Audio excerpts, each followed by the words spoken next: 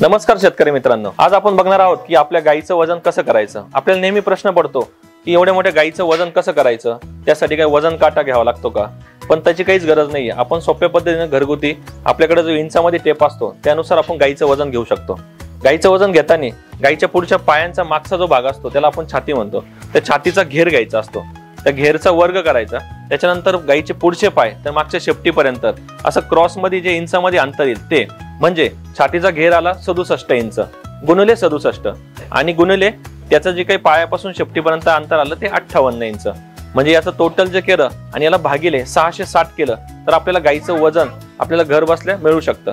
आणि आपण शेतकरी मित्रांनो दर महिन्याला एकदा तरी आपल्या गाईचं वजन केलं पाहिजे। गाईचं वजन केल्याचा फायदा असा होतो का आपली गाई वजनाला कमी आहे का, त्याच्यानंतर गाईचं वजन जर कमी असेल तर तिला आपण सह्याद्रीचे दुधाळ पशुखाद्य दररोज 1 किलो शरीर वाढीसाठी देऊ शकतो आणि दूध उत्पादनासाठी पण दूध वाढीसाठी पण आपण दुधाळ पशुखाद्य देऊ शकतो।